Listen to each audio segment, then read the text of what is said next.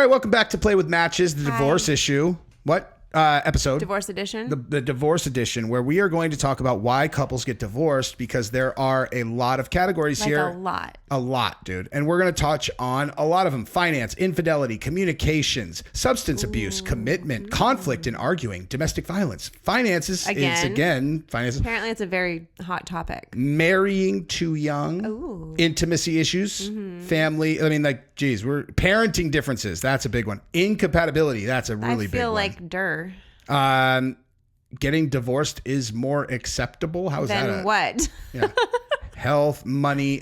I feel like money is covered in finance. They're all money, finance, also money and finance. Relationships with families, marriage expectations, personality conflict. I feel like that's incompatibility, but thank you. Parenting conflict, parenting differences, parenting conflicts. Those are different.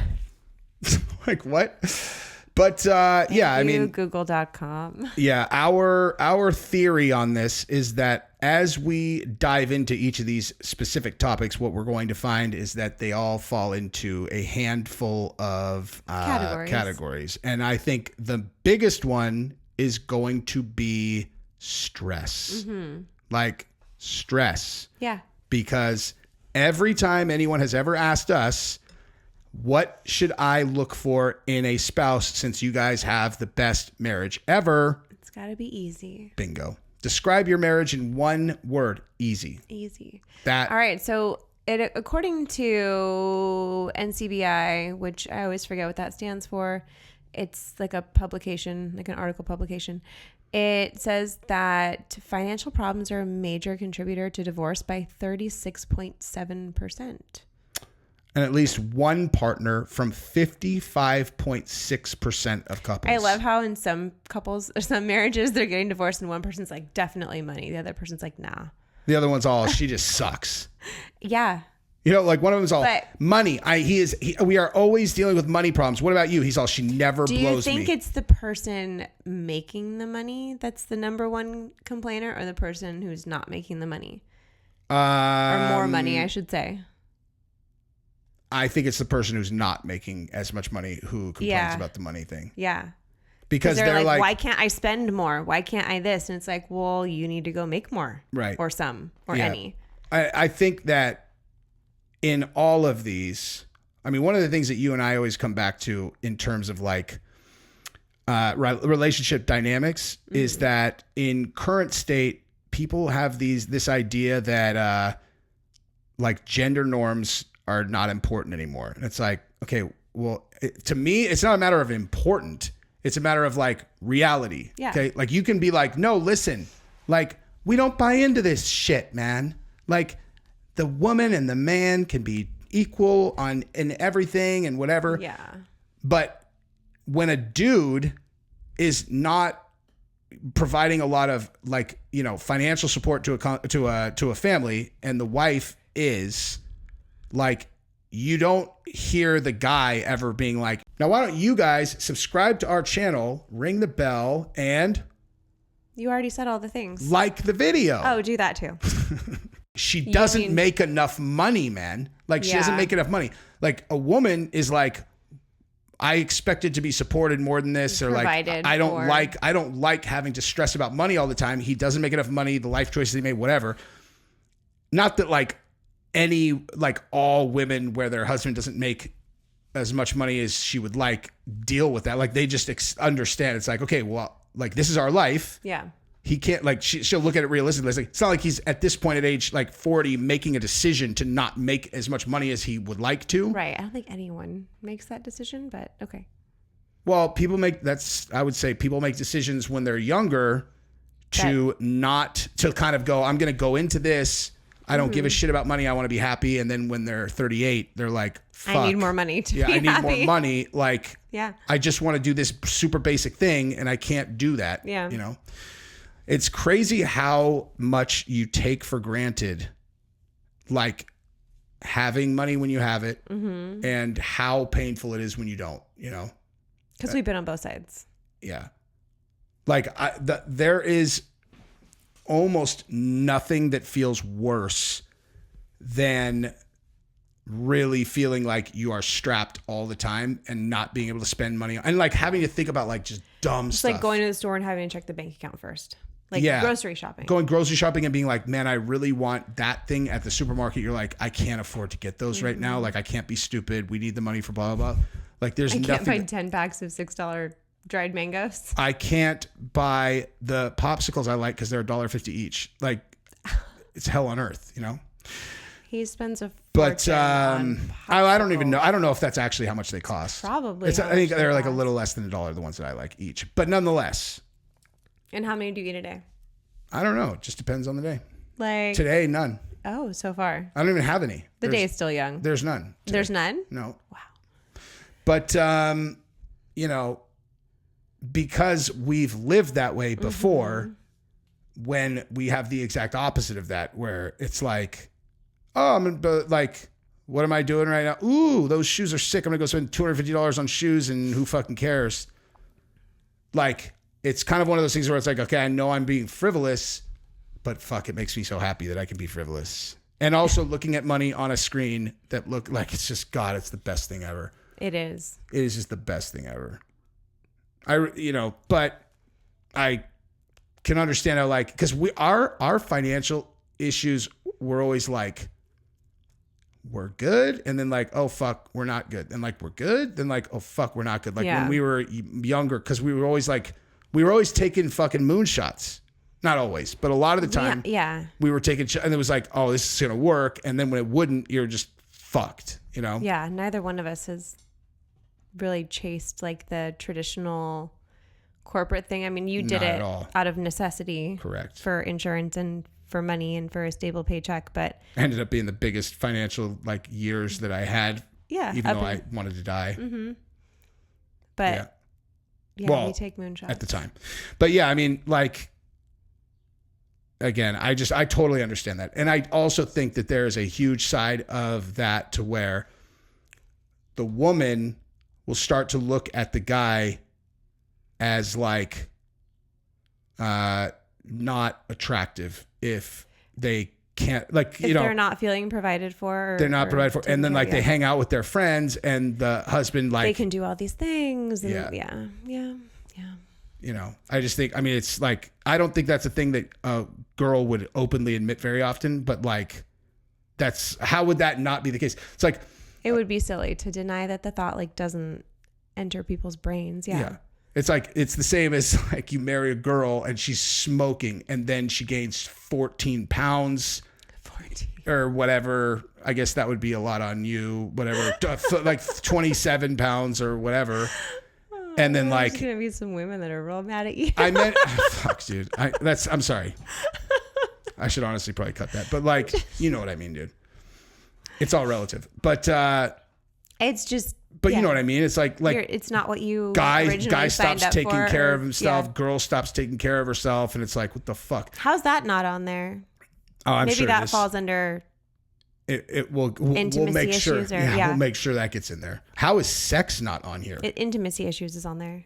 Well, we're going to go next to that to see if they actually cover that. Cause that's definitely one of them. Well, it's like, this is like a weird search thing that we're on here. It is a good baseline search though. As a matter of fact, let's go to intimacy issues right now. Okay. So, the lack of intimacy can lay the groundwork for future affairs.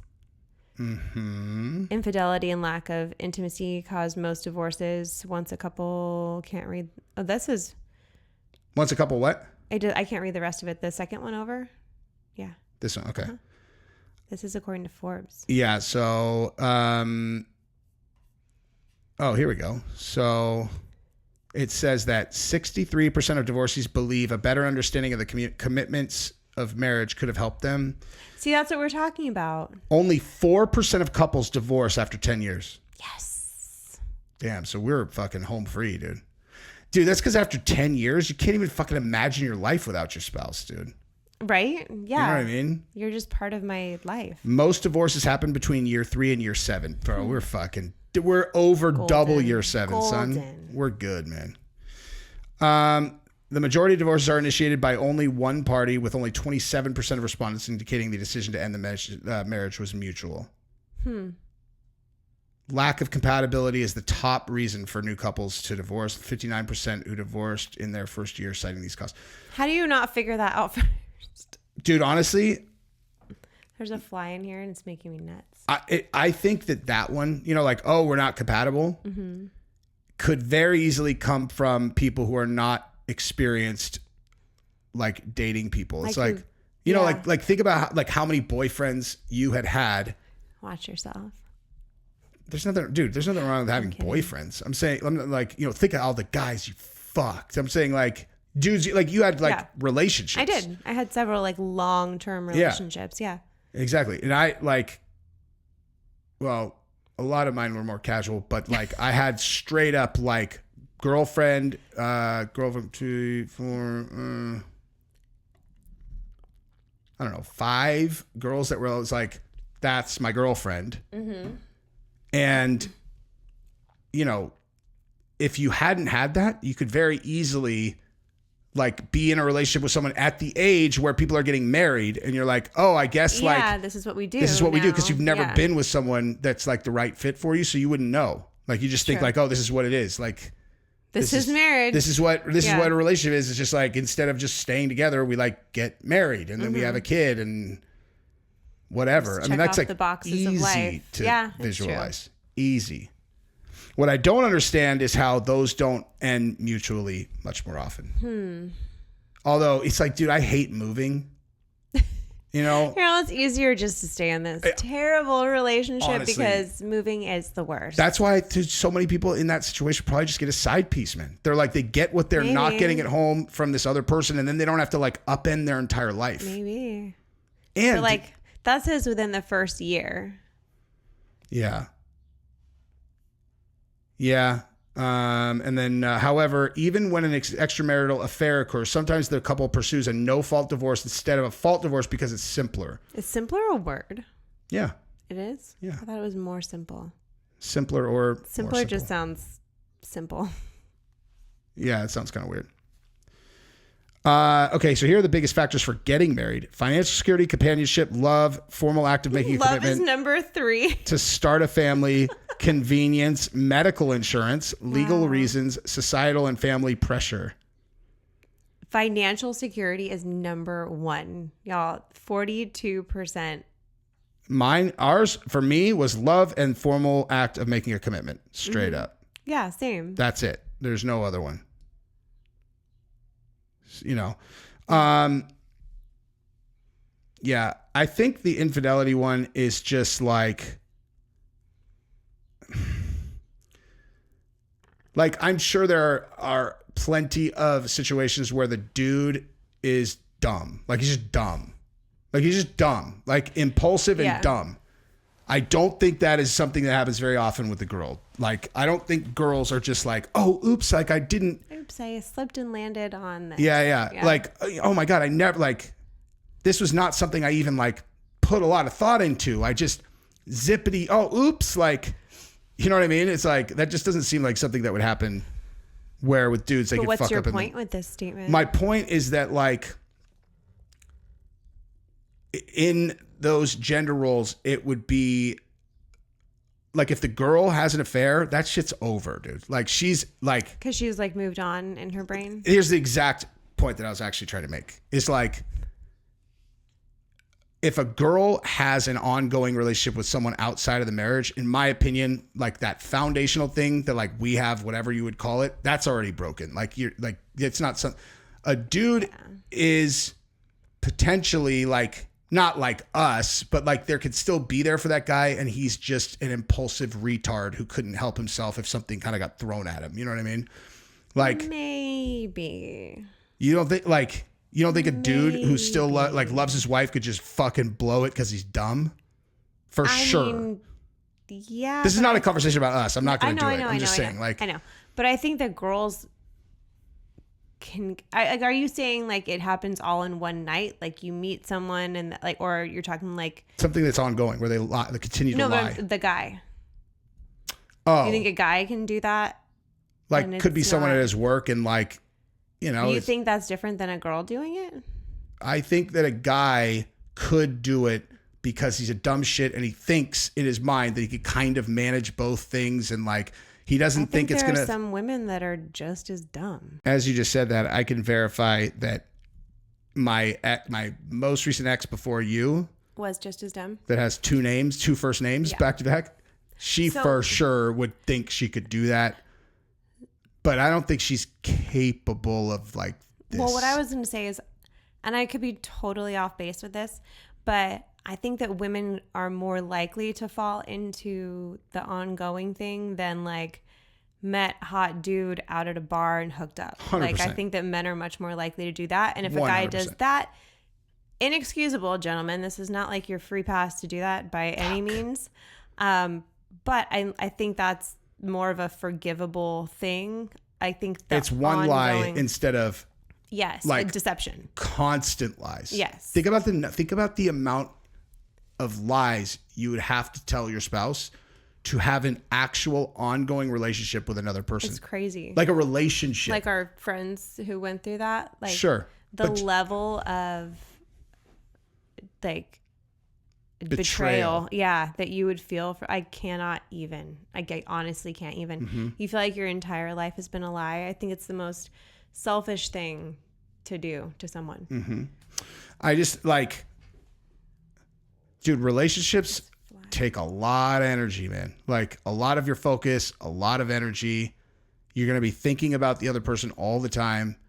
So like, no matter how it starts, you have an ongoing thing. Even if you start in a position where you like are still kind of both feet in, like it's just eroding underneath, even if you don't realize it. You know what I mean? For sure. 100%. Has to, because you're lying to them all the time. Fucking time. Yeah. It's no. Yeah. Just no. No. Mm-mm. Just do the open relationship thing. It's a surefire or be way. A polygamist. It's definitely going to work, dude. It's definitely going to work. Or just teach your fucking wife how to bang right, dude. Dude, watching those shows on polygamy. Oh, yeah. You actually really watched those. Yeah. Like, I watched the polyamory first season. I watched, which is not the same as polygamy. Wives. Right. Talk about it. It is the craziest thing. Like, I don't know whether, and I'm trying not to judge an entire, subset of people, but I genuinely can't figure out if these women are delusional in some sort of way, that they like think that they're happy and they think that they're cool with this and they really do feel like it's God's will and that's how it's supposed to be, like, or if they are just yes, Jesse. I'm only going to weigh on this because no one on earth knows you better than I do. I would not do well in that. You're wrong. No, I would like the sister wife part. I wouldn't like my husband sleeping with my sister wives part. Well, of course. Like I want to be like the idea. What if you were the queen bee? You were the number one wife. I don't like that. I don't like it. Mm-mm. I love the idea of raising a bunch of kids with my best friends. I love that, and being like one big happy family.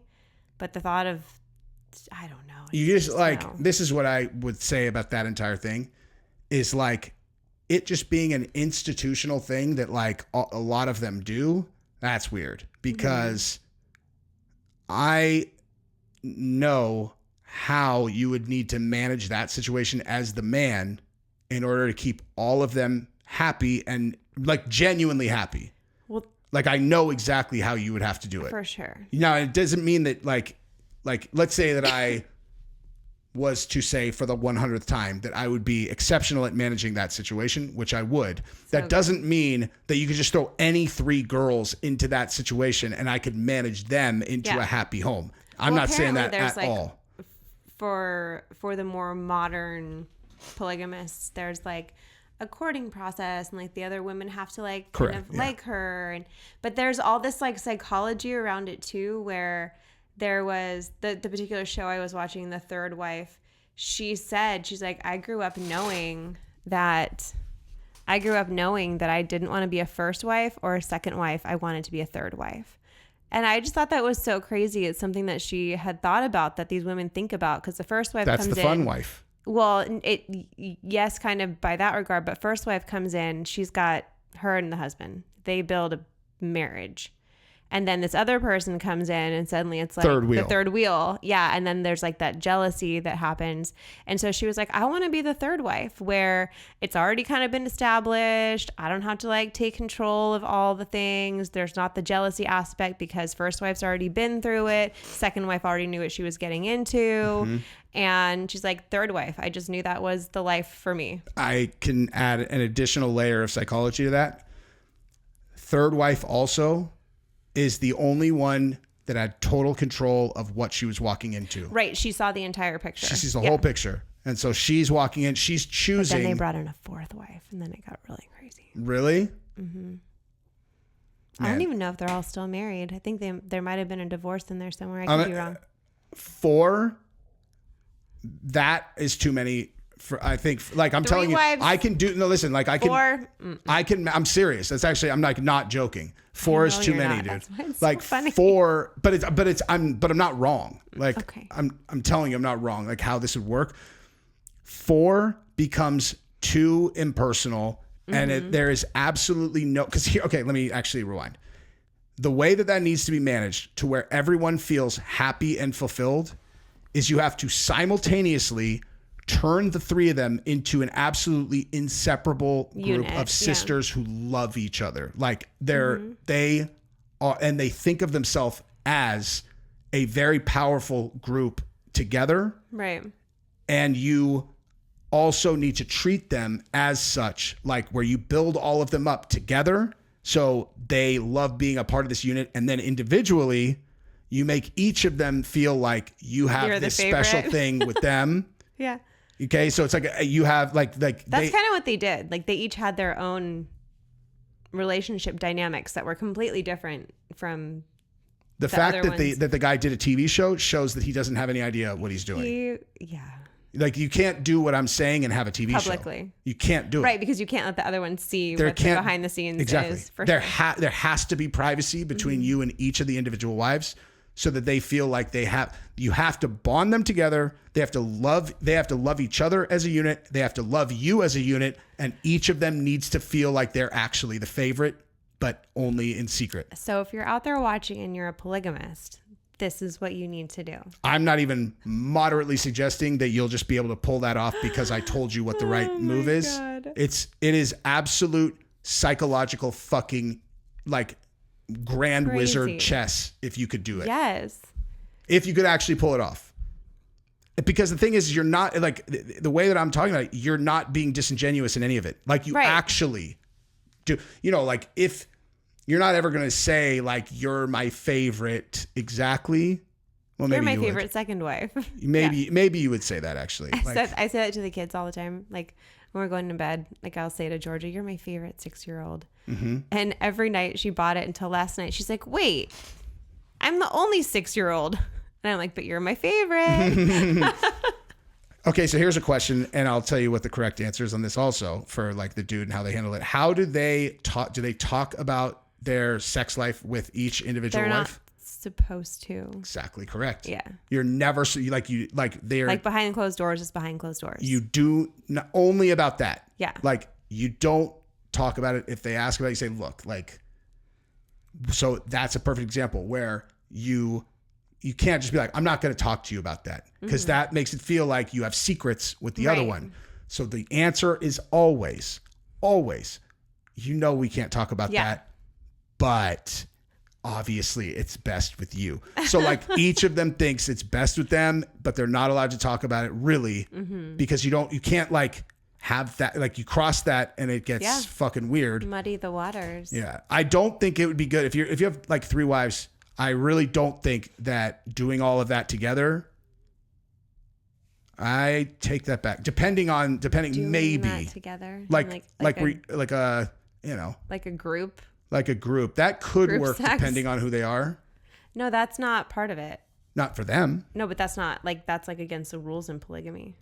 I'm talking about building a happy, healthy home. You've like moved on to another form of a relationship? No. I'm just talking about like if you're gonna have multiple wives. I would say in most cases, like depending on the girl. They're not supposed to because each relationship is sacred. Right. It's very complicated. Yeah, I do think that like, keeping it separate is best.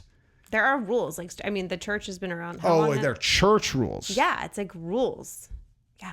Got it. To the best of my knowledge, based on I'm just talking about like, I'm just talking more like, I want all my wives to be happy. Mm-hmm. You know.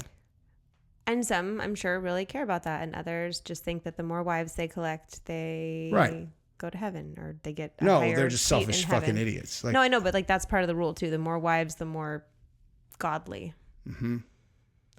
See, like I look at the whole like courting process and interaction between men and women when they don't know them, or when they're dating, or if they're in a long-term relationship. Like, I just look at that very different. That's why when I watch these channels that like are like focus on, you know, fucking G's up, hose down, man.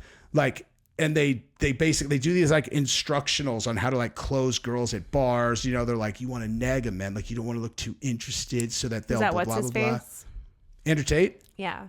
I mean, he does that some, but he's like, he can, like, that's a brand he's selling. Mm-hmm. I absolutely guarantee you that, you know, if he has multiple girls, he manages exactly like I'm saying, like where they're happy. He doesn't punk them around, you know, like whatever. I don't know. I could be wrong about that, but that would be my guess, because he's very, very smart with how to manage girls. But, you know, the way I look at it is like, you shouldn't just be like, just having sex with a girl is like, that's like a stupid short-term, easy, whatever goal. Like, what's really gangster is, can you keep a girl happy? Like, can you make her happy? You know, can you build her up, make her to where she has fun with you, she feels good about herself?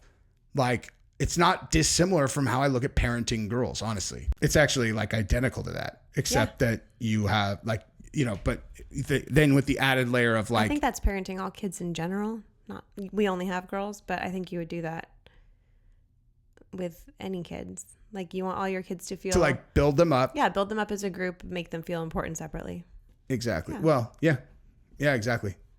Except in a polyamorous relationship, you're like their dad and their husband. Now you're getting weird. Not like, not sexually, you know, like, I mean, like, but you are, in the way like that I mean, patriarch. Is like, you are responsible. Yes.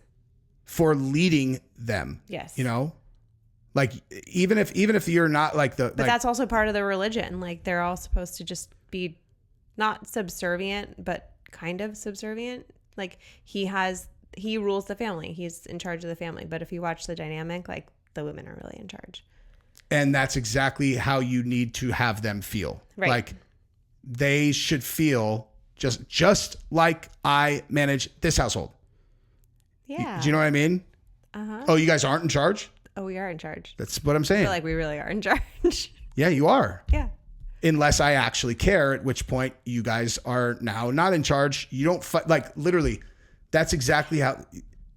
When I feel like if either one of us heavily puts our foot down, the other one is typically like, okay. Agree. Yeah. It's not. Yeah, I totally agree. But I'm saying, like, you pick your battles, like the way I could really. I mean, that's just relationship advice in general, and I think why our relationship works so well. There are a lot of couples, I think, that want to argue about every little thing. Both of us are very easy people for all of your high intensity energy. Like, I'm just pretty even keeled and chill most of the time. You not so much in that regard, but if I want something and it doesn't matter to you, like we always think, like, does this really, really matter to me? If it really matters to either one of us, we'll have a discussion. Sometimes we disagree, we talk it out, whatever. But typically only one of us really, really cares about something, in which case we're like, okay. Dude, exactly. I bet you that people who have only watched a limited amount of my content have this idea of what I'm like in real life that's like in outer space. He is not that way. I mean, I talk exactly like I talk on the channel, like, all the time. But like, if you think that means that I'm like hard, like, we're going to dirt, and that's just what it is. No. Like, that's just not close. Not remotely like that at all. The only things that I'll put my foot down about that, like, because now I'm back to like parenting, are things that I think are important to, are like my kids. Yeah, their well-being. Like, Jazelle has to go to jiu-jitsu. Bottom line, like, because all kids would choose to watch television, of course, versus go do the hard thing. But you can't allow them to do that. It's our job to teach them to do the hard thing. It's parenting. Exactly. But yeah, like, you know, Saturday we're going to whatever. Call her and tell her to fuck off. We're not doing that. I just mean, but I wasn't just talking. Hypothetical. I'm just saying, like, I don't know. That's like a spaz guy that's like trying to run shit all the time. I'm just saying, like, when I was saying it related to like the household, what I was more talking about is like a father of a bunch of girls with a wife. Like you're like the sole man in a room full of women or in a house full of women, even though you don't have a romantic relationship with the kids. Obviously you have a parental one. It's not that dissimilar from like, you know, if you like in the way that I'm thinking about it, it's like, dude, the whole sex thing is like different, is like in this other category completely. Do you know what I mean? Yes, I do. Sorry, I'm stretching my back. I'll stretch your fucking. I'll stretch more. Pilates today was like aggressive. My whole like upper back is like. Ooh, sounds like somebody needs a massage. Mm-hmm. And what night is it? Someone's going to get it. They going to get it. Wow. It's so funny, you guys. Like when I like whatever, like if I know we're gonna whatever like that night, I'll always be like, we're gonna whatever. Yeah, I'll be like, okay, so here's what's going on. We're gonna eat dinner. Put the kids down, then I'm gonna spread you out and yada yada. She does the funniest thing. Wow. She goes, oh. Oh. She goes, oh. Every time. It's so funny, dude. That's what we're supposed to, oh. It's always such an aggressive statement. So funny, it's the only though. Appropriate response. Oh. Oh. Hey, that's not a no, is it? It's never a no. It's just, oh. So funny, dude. But so we took a turn to polygamy. What's that? I said we took a turn. We did. But going back to the list of divorce reasons. How about let's go to substance abuse. So in various studies, between 10% and 35% of people say their divorce happened because their spouse is drinking or drug problems. See, like I feel like it's way higher with the drinking. Probably.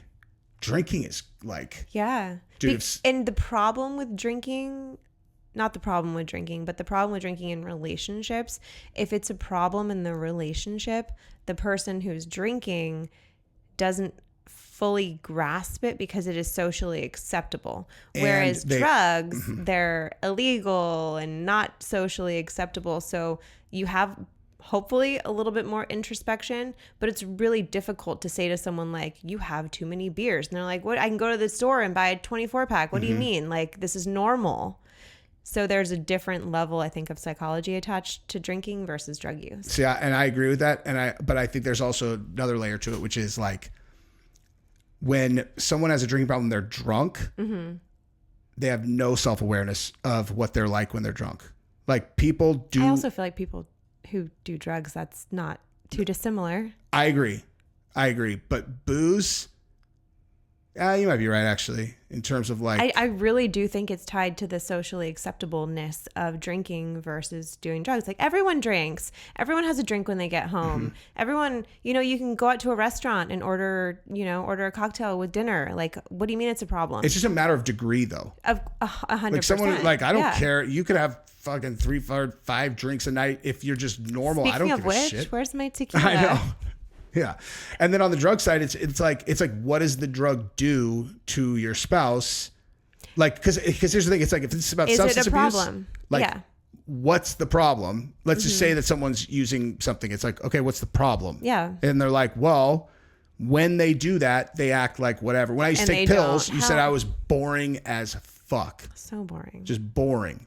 And like in my mind, I'm like, oh my God. I'm in my happy bubble Gabrielle, club. come lay on my lap and I'll play with your hair. I'm like, I'm such a, and in my mind. I'm such a good husband. In my mind, when I would take, like back then when I was taking pills, in my mind, I'm like taking pills makes me such a better husband. I'm crushing husbandry right now. I really thought like 100% husbandry is breeding that. Animals, but you know what I mean? Yeah. Cause like, oh man, like I'm down to rubber head. Oh, look, I'm going to do the dishes right now. I'll carry the kids upstairs. Yeah, no. It's like, yeah, but you're fucking boring and lame. Like, You're lame. That's what it was. Yeah. But I mean, you see how high energy this guy is? I'm like, what the hell happened? Yeah, why are you so relaxed and happy? So quiet and weird. Why are you so happy and relaxed, Jesus. But I also and it also just depends on like, is the other person someone who like has experience doing the same thing? It's again, I just think it's a matter of degrees and interpretation from the other person. It's like, but like, I mean, I'm sure all of these are that. Yeah. Domestic violence, probably not. I feel like that's a do not pass go. That one's pretty straightforward. Pretty straightforward. Empty nest syndrome. Can we talk about that one? Is that Dude, too close to home for you? No, that one is going to play into all of the other ones, I think, Because that's... Empty nest syndrome is a feeling of grief and loneliness parents may feel when their children move out of the family home. Well, and that leads what to ends up divorce. happening, and your own parents can speak to this. Oh, I'm gonna be a fucking train wreck. But we'll be fine. We'll be fine. I will. You'll be fine because you're married to me. You. Yeah. But that's kind of along the lines of how your parents discuss their divorce and their... My mom, anyway. My bad. And they're super cordial and wonderful to each other. They're friends. I love them. Now. They're amazing. They're friends. Yeah. And they always said that they were wonderful parents together. They were a wonderful parenting team. Yeah, they look at had me, that dude. down. But upper middle class, and I don't look like a gang member now. Sometimes what ends up happening there is the focus is so on the children that when the children are gone, you suddenly look over and you're like, who are you? Like, what? Because your mutual thing, the thing that bonded you was the kids, and you didn't have anything else in common or anything else that you really did together or any other common ground really. So when the kids are gone, your connection is gone. The entire purpose that you're married is gone. See, that's another thing that we do so well is like we have we do what we do. And our kids are there. Do it with us. Yeah. But like our lives are absolutely not built around that to where when the kids are gone, we're going to look at each other and be like, oh my God, what do we do? Like don't get me wrong. We live for our kids. Like for sure. We do everything for them, but we don't ever do that at the expense of our relationship. Because they go to school, they go to jiu-jitsu, they do that, but like we're very blessed that we both work from home and we have all day together if we wanted it to be that way. Today we worked all day independently, but we went to the tattoo person together. We'll usually kind of have lunch-ish together. We don't plan it, but we're usually eating in the kitchen at the same time. But a lot of couples don't have that. They either work a 9 to 5 or maybe the husband works and mom's home, and then they're only home when the kids are home. We have a very different dynamic that we intentionally created for ourselves. This was not lucky Jesse and Gabby with their lucky lives. No, we worked really hard to have this life because we knew what we wanted. But I can see how that is a thing that happens to a lot of couples because they don't have the same, environment that we've created. Yeah. Yeah. But again, I really think the main thing for the empty nest thing is that we have always done what we were going to do, and we brought our kids. Yeah. Well, we want to be in a bowling league with a newborn? Sure, bring her. Exactly. Yeah, we'll do the bowling league. We're the only ones there that brought our baby every single time. Here, you hold the baby, I'm up. Yeah. And because the kids are always there, they can be in they're always there. They've always learned to behave, because going to bowling league when they're 3 is not a foreign thing, because we've always brought them there and they learn how to behave. It's not it's the easiest things at first sometimes, but we just they figure it out. Dude. We don't ever make decisions about what we want to do based on can we bring the kids. Exactly. Going out to restaurants. I think we maybe talked about this on another episode. I love Candace Owen. I love her. But she was saying, one day I'll be able to go to nice restaurants again. Until that day, we're going to go to the restaurants where it's kind of loud and we can whatever, and kids, our kids can be kids. And we've always just taken our kids to wherever we wanted to go. And it's just we're going in a quiet place now. You have to be respectable and quiet. You can still be a kid and have fun and have some crayons or whatever, an iPad. I am not against screen time when you're in public and you need your kids to be a certain way at all. But most of the time our kids will sit there and conversate at the table with us, because that's just what we've always done. It's like you cannot get up and run around the table like a lunatic right now. You have to sit and be chill. You're not the most important person here. Yes. Like that's, again, it's another thing of bringing them with them is like, you are here and like, but you're not the most important person here. If you're upset, like our kids, how many times has one of our kids gone to a restaurant or somewhere public place and thrown a tantrum to where we had to like leave or take? One time. When? You weren't there. It wasn't a restaurant. It was Target and it was Genevieve when she was 3. I was that mom one time. And it's also because I stood my ground. But I think I told you, I mean, I obviously told you this story. We were at Target. She was 3. She's always been high energy. She was running like aisle to aisle, like doing laps like she does. And one time she, I don't know, went too far and she wasn't back in like 20 seconds. So naturally I go to look for her. Not there. And I'm like, holy shit. Okay. I have a lost kid at Target. And Georgia, I'm wearing Georgia because she's super little. And so I find the nearest Target team member and they do like, you know, code yellow, missing kid, curly hair, red, white shirt, whatever. They find her in literally 30 seconds. They were amazing. But she was rattled from that. And we also had a rule, like what I would do with the kids when they were little and go to the store. I'm sure you were very rattled from that too. No, but my rule with the kids, we would go to the store and they would pick out like one tiny thing, like a $5 thing. And it's like, okay, if you're good, I will buy this. I'll put it in the cart. If you're good, I will check out and we will buy this. If you're bad, I will put this back on the shelf. Now, running off and getting lost in the store is not good behavior. So I put it back. That's because you're an incredible mom. Well, you never break on those things. If you break once, they know they only have to push you that far until you break again. Like you cannot break. If you put your foot down on something, and parents, okay, this is one sidetrack. See, and I am great with that with people and I fuck it up with kids. This is a sidetrack. Parents, if you make a threat to your children, like, and this is the one that I hear the most, and I heard it at the rodeo.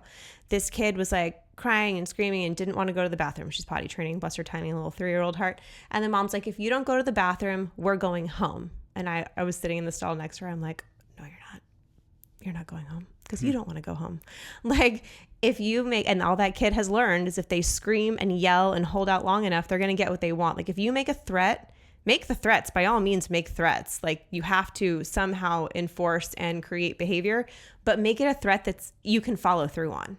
Mm-hmm. Like mine is typically like, I'll take the phone, or for that kid, okay, no cotton candy today. Something like that I can follow through on, because no parent wants to leave. And then if you buckle on, and guess what happened? Kid didn't go to the bathroom, watched mom walk right into the rodeo. I'm like, ooh, that kid just dominated you, and will do it again because they know that they can. So make threats you can follow through on. That is my biggest parenting advice. It's such common sense when you put yourself in the, because what it is honestly is like, that's why I'm so good at this when I'm doing like, okay, my friend was dating this person. She broke it off with him. Now how is, because I do that entire thing from the perspective of the girl where I'm like, okay, so she's going to be thinking this is how this is going to appear to her. And with kids, a lot of times what you want from them is something so simple that you just are kind of like, okay, I need you to come back here. And you're not thinking, how does this look to the kid? Yeah. But when you think about that from the kid's point of view, about the threat and then the follow through. Yeah. It's like, it's so black and white, crystal clear that it's like when you make a threat, they know, they're like, oh, that really is going to happen if I don't do this. And if you've done that and then not done it, they're like, oh, like I could just disregard this. Choose your threats wisely. It's so common sense. Choose your threats wisely. It's so common sense. Yeah. But yeah, like, I mean, our kids are so well behaved. It's kind of insane. They're good kids. But I also teach them things like Jazelle, for example. She's in middle school. And she was saying how some of these teachers were strict or whatever. I'm like, look, kid, you go in there and you do all the work and you get straight A's and you know all the answers.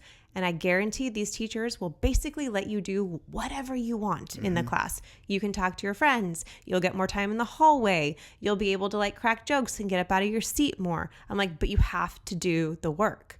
If you're a little slapdick in the back who's failing, you're not getting away with shit. And she says to me now at the end of the year, she's like, that's exactly what happened. Like my teachers love me because I know the answers and I get to get away with stuff in these different classes because of XYZ. I'm like, see? Like that was me. Like I was the kid who would sit and yip to my friend next to me and they'd be, Miss, Gabi, like what's blah, blah, blah. Turn, answer the teacher. And they'd always be like, just making sure you're still paying attention. I'm like, I gotcha. And then like right back to my conversation. But you can get away with stuff if you're doing the right thing at the same time. So yeah. Because to the teachers, they're like, more than I want kid to sit quietly, they're like, I want kids to engage and listen and learn. So it's like, and teachers don't want to be assholes. Like no one wants to be like the mean teacher. Well, you know, they also Most people. Like they also really don't want people fucking around in class. Of course. But the positive feeling they get from the rare kid that is actually engaged and is like remembering what they're teaching them is that the positive part outweighs the negative, and they want that kid to like them. Yeah. You know, like they want that kid to like them because that kid makes them feel good. Yes. And that kid's like the rare one that actually validates their life choices, you know? For sure. 100%. Yeah. Like that's a kid whose life they feel like they've impacted. But another thing I say to her too, I'm like, also choose your friends that you talk to wisely, because if you're distracting like the kids who don't get it, you're still going to get in trouble. So go be friends with the smart kids, talk to the smart kids, get your work done, and then you'll get away with murder. Yeah. And she does. And she's like, you were so right. And we give very practical advice to our kids. Totally. Basically what I'm trying to say. And you really, and also we talk like you do, like as much as like a bad kid might like be cool socially, the teachers don't think they're fucking cool. Nope. Like, and you do not want to get associated with a bad kid because they'll start associating you with that.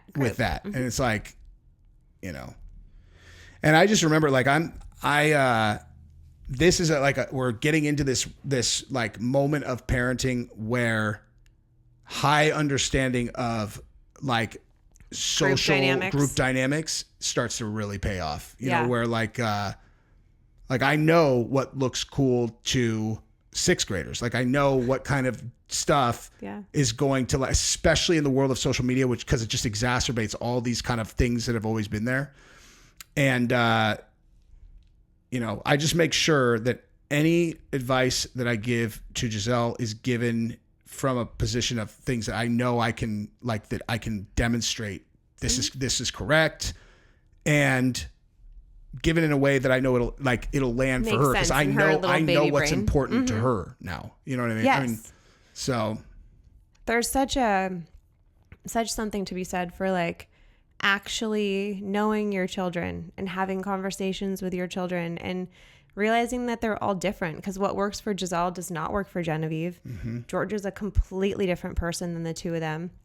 So, I mean, we do have these blanket things, like I'm an immovable object. If I've said no, it's no, just always. Like there are certain blanket things that are across all kids, but we kind of get what we want from each of them in different ways and teach them in different ways. It's just so important to talk to your kids, because even when they're little, like they have stuff to say, they have little personalities, they're different, and you gotta treat them that way. Like, yeah. It's really crazy. Like, in like, just if you really know the kids, like Jazelle is a born to fight world-class future jiu-jitsu fighter.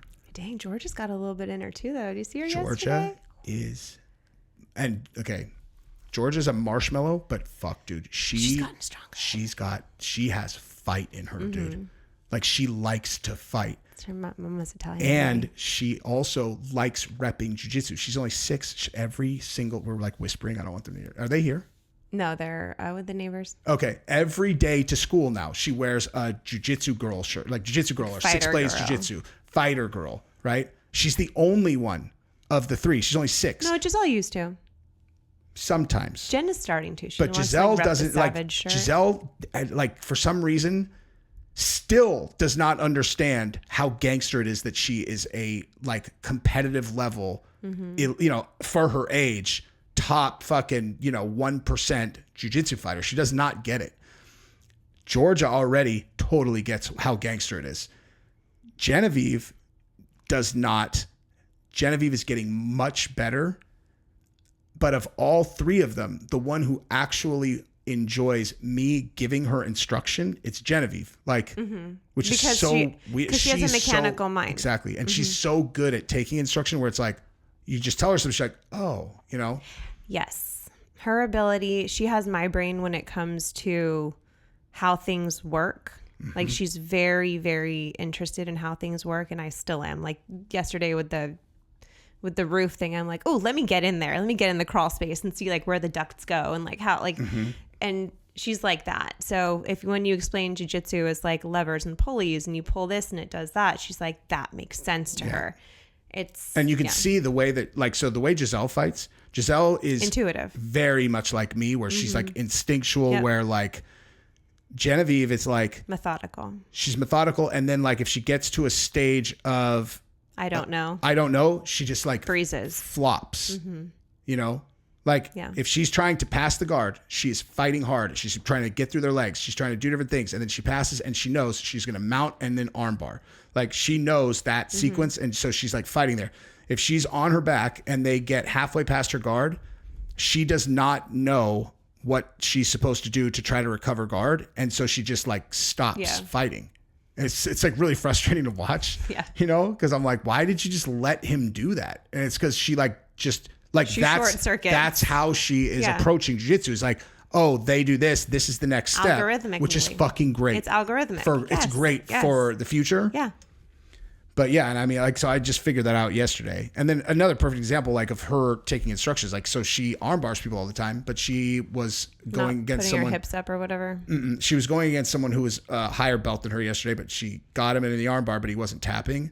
And it was because there's a handful of things she could do much better, obviously. But like the main one, why she's not finishing people who are a little bit better, is because she is holding on to their arm here. Oh, too low, so it's not extending too high. That's what I meant too. Yeah, so she's like here and here, and I meant explained. Too low, I'm close like to the fulcrum. Yeah, like she needs to be out here. Hold here and here, like you know, you hold them here so you can like extend. It's crazy how important that stuff is in jiu-jitsu. Like for sure. Today when I was training with Mark, we were doing the muscle sweep, and you know, Mark is. It's so crazy. Like me and Mark's games are so different. Like it's like Jazelle and Kylie.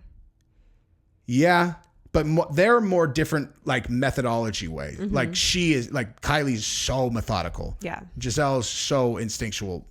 But like Mark and I's game is like very different. You know, we're just really like different we're types, good at different things. Yeah, and like one of the things, like a muscle sweep is like fucking right up my alley. That kind of thing.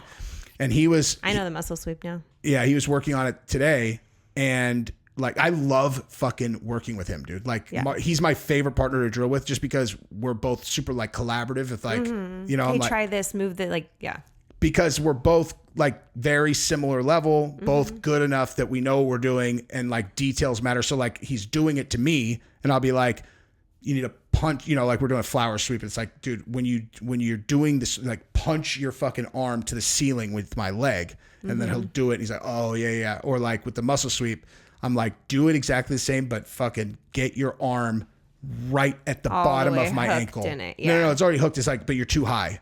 And then so he goes boom, and then puts it at the bottom, and then boom. It's like, and he's like, dude, he's like, that makes a huge difference.